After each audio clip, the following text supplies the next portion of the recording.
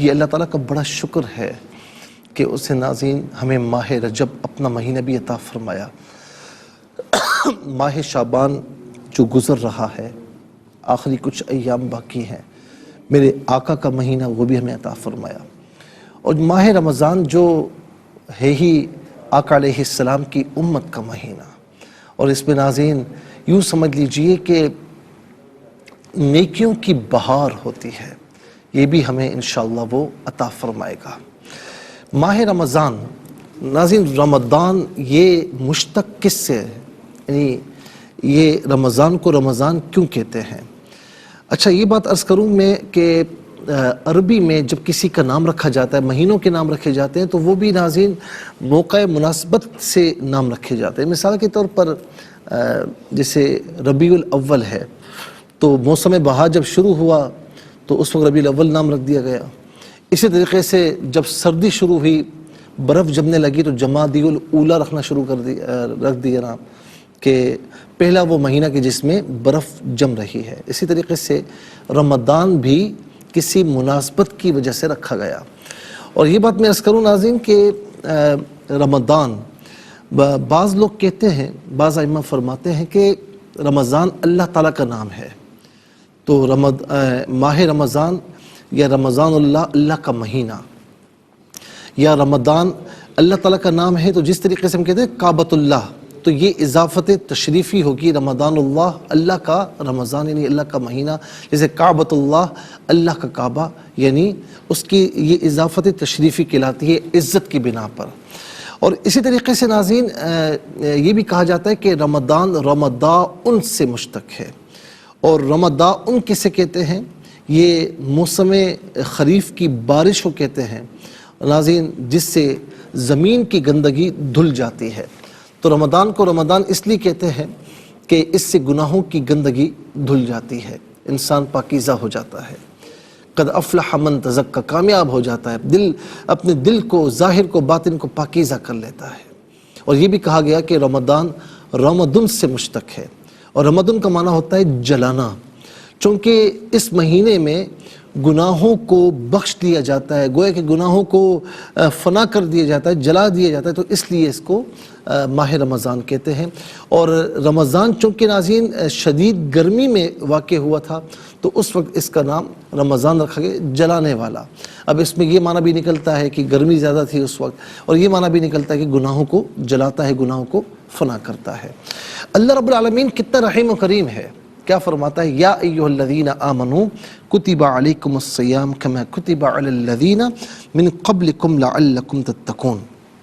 اے ایمان والو، تم پر روزوں کو فرض کیا گیا جس طریقے سے تم سے پچھلی امتوں پر فرض کیا گیا تھا. آدم علیہ السلام مہینے میں 3 دن روزے رکھا کرتے تھے، ایام بیت جسے کہتے ہیں، 13، 14، 15 تاریخ. حضرت نوح علیہ السلام اور حضرت عیسیٰ علیہ السلام روزانہ روزے دار رہا کرتے تھے، یعنی صوم دہر کے حاملین تھے، روزانہ روزے رکھتے تھے. اور اسی طریقے سے حضرت داؤد علیہ السلام ایک دن چھوڑ کر ایک دن روزہ اختیار فرماتے تھے، اور ان روزوں کو صوم داؤدی کہا جاتا ہے. ناظرین و سامعین، اسی طریقے سے حضرت سلیمان علیہ السلام ہر مہینے میں شروع کے 10 دن 3، پھر درمیان میں 3 اور آخری عشرے میں 3، تو ہر مہینے میں 9 روزے رکھتے تھے. اور یہ انبیاء کی سنت بھی ہے.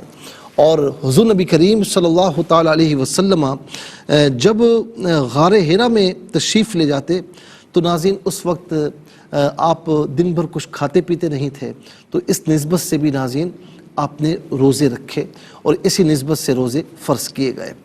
اور یہ تمام ادیان میں، تمام ملتوں میں روزہ معروف ہے. قدیم مصری، یونانی، رومن اور ہندو یہ سب روزے رکھا کرتے تھے، اور روزوں کی تعریف کا ذکر ناظرین موجودہ تورات میں بھی ہے. موسیٰ علیہ السلام کا 40 دن کے روزے رکھنا ثابت ہے. یروشلم کی تباہی کو یاد رکھنے کے لیے آل یہود اس زمانے میں بھی 1 ہفتے کا روزہ رکھتے تھے. اسی طرح موجودہ انجیل میں بھی روزے کو عبادت کہا گیا اور روزے داروں کی تعریف کی گئی. کوئی مشکل امر ہوتا ہے نا، اب دیکھیں کہ پہلے نماز جو ہے وہ ناظرین فرض کی گئی، پھر اس کے بعد زکوٰۃ فرض کی گئی، پھر اس کے بعد روزے فرض کیے گئے. جیسے قرآن کریم میں ہے نا کہ والخاشعین والخاشعات، یہاں پر نماز پڑھنے والے مراد ہیں، والمتصدقین والمتصدقات، یہاں زکوٰۃ دینے والے مراد ہیں، اور والصائمین والصائمات، اور یہاں پر روزے دار مراد ہیں. تو ترتیب کے ساتھ ذکر ہے نماز کا، پھر روزے کا، پھر نماز کا، زکوٰۃ کا، پھر روزے کا. ناظرین و سامعین، یاد رہے کہ سب سے پہلے نماز فرض کی گئی، اور اس کے بعد زکوٰۃ، پھر اس کے بعد روزے فرض کیے گئے. ہجرت کے 1.5 سال بعد جب آقا علیہ السلام مکہ مکرمہ سے مدینہ منورہ تشریف لائے، تو ہجرت کے 1.5 سال بعد اور تحویل قبلہ سے پہلے 10 شعبان المعظم میں یہ روزے فرض کیے گئے. اور ناظرین، چونکہ نماز تھوڑی آسان ہے تو نماز کو پہلے فرض کیا گیا، پھر زکوٰۃ مال نکالنا تھوڑا مشکل ہے، پھر اس کو فرض کیا گیا. اور روزہ تو بہت مشکل ہے کہ اپنے اللہ تعالیٰ کے لیے کھانا پینا اور ناظرین جو ہسبینڈ وائف کا ریلیشن ہے اسے چھوڑ دینا، تو ظاہر ہے کہ تو بڑا مشکل کام ہے، تو اس کو پھر ان کے بعد فرض کیا گیا. اور یاد رکھیں ناظرین کہ باقی عبادات عمل کرنے کا نام ہے، روزہ عمل چھوڑنے کا نام ہے. یہ بڑی عجیب و غریب بات ہے. آپ نماز پڑھتے ہیں نا، عمل کرتے ہیں نا، اراکین کے ادا کرنے کا نام ہے. آپ زکوٰۃ دیتے ہیں، آپ نے زکوٰۃ دی، عمل کرنے کا نام ہے. آپ نے حج کیا، منی میں، عرفات میں، مزدلفہ میں، عمل کرنے کا نام ہے. سعی کی، شیطان کو کنکریاں ماری، قربانی کی، عمل کرنے کا نام ہے. طواف زیارہ کیا، عمل کرنے کا نام ہے. احرام پہنا، عمل کرنے کا نام ہے.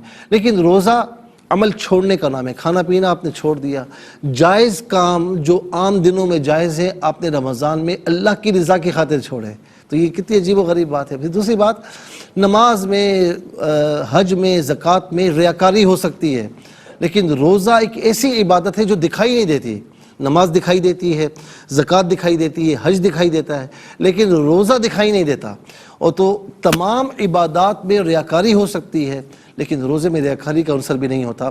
اور ناظرین، یہ فقط اللہ کے لیے، اسی لیے فرمائے کہ ہر نیک کام کا اجر و ثواب میں 10 گنا تک عطا فرماتا ہوں سوائے روزے کے، کہ روزہ میرے لیے ہے، وَأَنَا أُجْزَىٰ بِهِ، اور میں ہی اس کی جزا ہوں.